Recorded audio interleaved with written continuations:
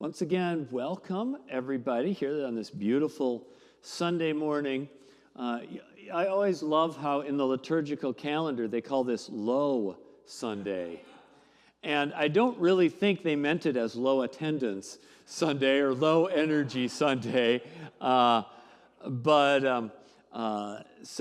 welcome. Yeah, and welcome everyone online as well. I'm going to be doing for this Easter season, we've got about 6 weeks, and I've been doing a sermon series that I've been wanting to do for a while on minor prophets. And the minor prophets, there's 12 of them. They're at the end of the Old Testament. So they're the last books of the Old Testament.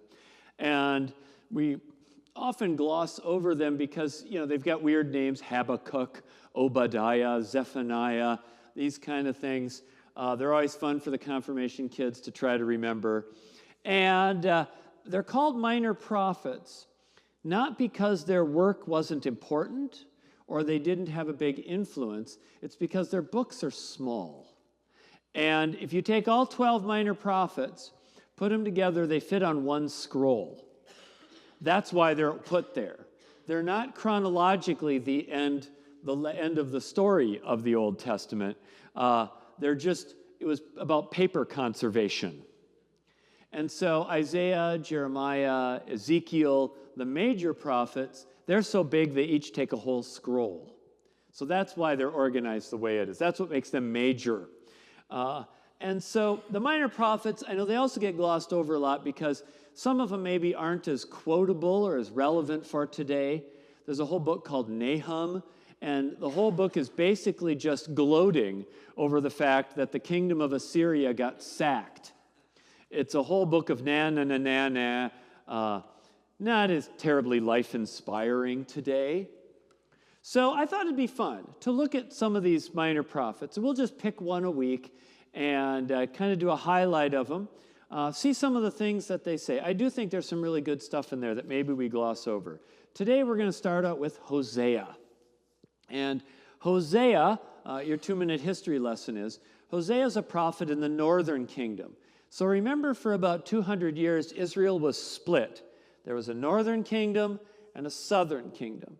Hosea's in the northern kingdom. And while Hosea's preaching, this army from Assyria, in what's now Iraq, they've been steamrolling kingdom after kingdom after kingdom, and now they're getting close to Israel. And Hosea gets the joy of living through impending war, destruction, and that's the time he gets to prophesy in the middle of. And so, God always calls people right in those difficult times to speak up. And so what we're going to do is we're going to jump to chapter 11. We're going to look at how God is responding to the people who are, once again, engaging in unjust social issues as well as being idolatrous. And so I'm going to unpack this. I'll walk you through a little bit of this lesson. This was what William read. I think it's sometimes good to see it up front, too. So we'll walk through it a little bit. Here we go. Hosea 11, 1 through 2. God says, "When Israel was a child, I loved him, and out of Egypt I called my son. The more I called them, the more they went from me. They kept sacrificing to the Baals and offering incense to idols." So here's how the chapter starts. This is the image Hosea's going to work with, that God is like the Father. God is the Father. And what did God the Father do? God's a loving Father who pulled his people out of Egypt, pulled them out of slavery. Look at all I did for you, right? I've been nothing but good to you. I've been nothing but good. And what did they do? The more good I did for them, the more they turned away from me and sacrificed to these Baals, these fertility gods who promised rain in return for sacrifices. So they turned from me. So he's a loving father who's been rejected by his own kids, so to speak. But then in verse 2, it flips. So now, before they responded to his love with betrayal, and now God's going to respond to them. So, verse 3, "Yet it was I who taught Ephraim," that's another word for Israel, "to walk. I took them up in my arms, but they did not know that I healed them. I led them with cords of human kindness, with bands of love. I was to them like those who lift infants to their cheek. I bent down to them and fed them. What an amazing image of God. You know, like the dad that leans down and picks up the kid, like the kid's running home. You know, dad's back from a tour. Dad, you're back. And he picks him up, right, and holds him. I remember as a kid, there was a painting. A lot of people in my church, when I'd go to visit their houses with my dad, I would see they had this. It was very 70s. So Jesus had lots of, shaggy hair and a very unkept beard. But what was cool was that he was holding up like a baby like this, right? And it was such a tender image, such a soft image of Jesus. And it was not the sort of the macho, conquering, burly king guy that I would start seeing more in the 90s later. This isn't the judge who's sitting there blasting people with lightning bolts. This is such a family image. We forget a lot that the Old Testament has a lot of this in it. You know, you always tend to think of the Old Testament, and there's a real negative stereotype or portrayal that the Old Testament is law and punishment, but the New Testament is grace, right? But that's a misreading. There's a lot of love and grace in the Old Testament. There's plenty of wrath and punishment too. But at least in Hosea, God's only angry because he cares. You know how that is. The parent who really doesn't care never gets mad. So I want to hold up this image of God lifting up the baby to his cheeks, and I wish I could advertise it all over our country right now, because there's this whole movement out there of believing that we need to associate our religion with toughness and strength, and that we need a God who's conquering and isn't so moved by emotion, not too involved with babies. And that the idea is that that's teaching a whole generation of us to become soft, because God is soft, and soft is bad, and soft is becoming a slur again in some circles. Oh, you're going soft. Oh, you're weak. Oh, this is all about that empathy stuff. And then, of course, there's a famous billionaire we all know who went on X, not Twitter, and said that empathy will be the downfall of Western civilization. And this sort of glorification of toughness, I would say almost like an idolization of toughness. And when I think of toughness, it isn't something I particularly want to aspire to when you really think about it. Because what is tough? What is something that's tough? Tough is the outside of the ham that got cooked too much. Tough is your feet when you've been going barefoot all summer because you can't afford shoes. And so you get big, thick calluses on them and you don't feel anything. Kind of like my grandpa and his brothers used to brag. You know the brag, right? When I was a kid, we ran 5 miles over the hills, through the snow, barefoot, uphill, both ways, and we liked it. Well, my grandpa, because I've been to this town in Michigan, I can tell you, he literally did live 5 miles away on the other side of a lake, over hills, it's rolling hills, and him and his brothers would race each other barefoot to school. It was kind of a macho thing. And also because it was the Great Depression and they didn't have a lot of money for shoes. And they would brag about who could do it the longest. And you were really macho if you could run on the wheat stubble, the cut wheat. I'm not sure, when I finally saw wheat stubble, I'm not sure I believe him anymore. I don't think even he was that tough. But that's what I think of with tough. You're suffering hardship, and so you develop calluses as a self-defense mechanism. And that's desirable? That's what we want? To be thick-skinned and not feeling? That's the God we want to aspire to? A God who is thick-skinned and not feeling and harsh? You know what I say to that? No thanks. No thanks. And it's not biblical. It's not the prophets. It's not Hosea. I mean, Hosea, he's living through tough times. War, famine, chaos, disruption. They think that like almost anarchy had started breaking out as the Assyrians got closer. Everybody's panicking and running away, and society's breaking down. And so what is God's message to that? Well, let's keep going. Hosea 11:5. They shall return to the land of Egypt, and Assyria shall be their king, because they have refused to return to me. And that did happen. Assyria forcibly transported a lot of the Jews to Iraq, but a lot of them were moved to Syria, and there was a population that stayed there till about 1947. So it did happen. So the pendulum's swinging back. So first it's, remember, God's the loving Father, but then he gets mad because they betray. But then, I'm really going to think of what I did for them, but no, you got to get a timeout. You're going off to Egypt. So this is still the softy dad, but he's still given consequences. So God has this other side, right? There's consequences for the injustice and the idol worship. But that's still not the end. Verse 8. How can I give you up, O Ephraim? How can I hand you over, O Israel? How can I make you like Admah?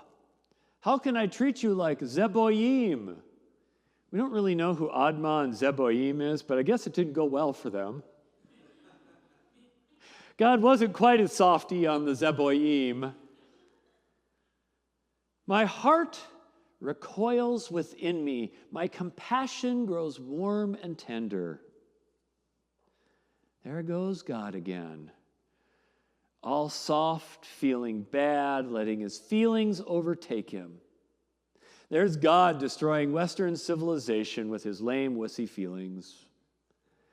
I may be mad at you, but I can't quit you, Israel. I can't give you up to die. My heart won't let me. And notice here what God doesn't say. He doesn't say, when you've been in Egypt long enough and proven to me that you really are sorry and have demonstrated to me that you've changed your ways first and met the metrics that I require before I'll let you come back. The people don't seem to have to do anything. God's just going to bring them back because he feels like it. For all we know, they still worship foreign gods. Although, interesting piece of archaeology is they found that after the invasion, not one single idol has been found. So we think they did learn their lesson on that part. And so this is just God saying, look, I'm going to send you there, and I'm going to bring you back, and it's going to be just because I feel like it. It's all on God's side. God can't help himself. This is an act of grace. Verse 9, I will not execute my fierce anger. I will not again destroy Ephraim. For I am God and no mortal, the Holy One in your midst, and I will not come in wrath. I'm not like you. I don't just kill people for their sins and hold it against them forever. I don't destroy people. I can control my anger. I'm not like you people. What's the difference between divine nature and human nature? In Hosea, the difference between divine nature and human nature is that we people kill each other when we're mad and we hold it against him. The nature of divine nature is that he's willing to forgive and love. That is what makes God divine. That is what separates us. God's saying, I'm not like you people. Ouch. But there's the back and forth. Back and forth. It's like when you read this chapter of Hosea, it's almost like you're hearing his internal monologue, right? I brought you out of Egypt, but then you didn't listen to me. So I'm going to send you back, but I really can't do that forever. But you really did screw up, but I can't do it. I can't do it. I feel too bad.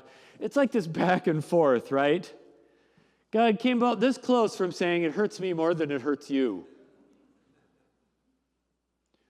And this, of course, is the God we know. If God didn't care, he wouldn't be bothered to try to send the people to Egypt. Just suffer your own consequences, go your own way. But he doesn't. This is such a message for our world today because we square off. Right now there's a huge sort of cultural political divide where we're squaring off against each other. On one side is team empathy, and one side is team punishment. To use the old, to go back to Twilight Land, right? We got to pick our teams. And it always gets displayed by the opposing side as, empathy is all just hippy-dippy, let the criminals do whatever they want, just raise your kids and call them Sunshine Happy Fun Town and run around in the park and never have consequences. Hippy-dippy just leads to chaos and people doing whatever. And then the other side says, all you guys want is law and punishment and authority. You're harsh and cruel. And the sides square off as if everything in the world was an absolute total either or. And I don't know anyone who raises their kids absolute either or. Either one's a form of child abuse. If you're not providing structure, or you're not, or you're not showing any compassion, you're not a good parent on either side. But this has become our discourse, and we need to reframe it. Because as Christians, we worship a God who, yes, can be harsh sometimes, but it can also really be a softie. And he's harsh, but he doesn't really like it. And when you look at how we people, humans, how we tend to respond to threats, when we get threatened and we get fearful, the impulse is to authority and law and punishment and control. At least then we'll have order, right? Give so-and-so all the power. He'll whip everyone in shape, and we won't have chaos anymore. That is always such a human temptation. But it is a human temptation. It is not a godly temptation. The God we worship still has that heart that still wants to hold us up like he picked up the baby. What is Hosea saying? Hosea's in chaos. Hosea's living through a chaos we've never seen in America. Actual things burning down. They talk about the priests. They're like, people are so poor and so chaotic, they're robbing the temple and priests are getting killed. This is chaos. This is fear. And what does God speak into that chaos and into that fear? He's not the drill sergeant. He says, into that, he says, remember the prophetic stance that God is not losing control, but will still be compassionate and faithful. That in the midst of the chaos, go the other way. Remember God and empathy. Remember compassion. Be soft of heart, for our God is soft of heart. Amen.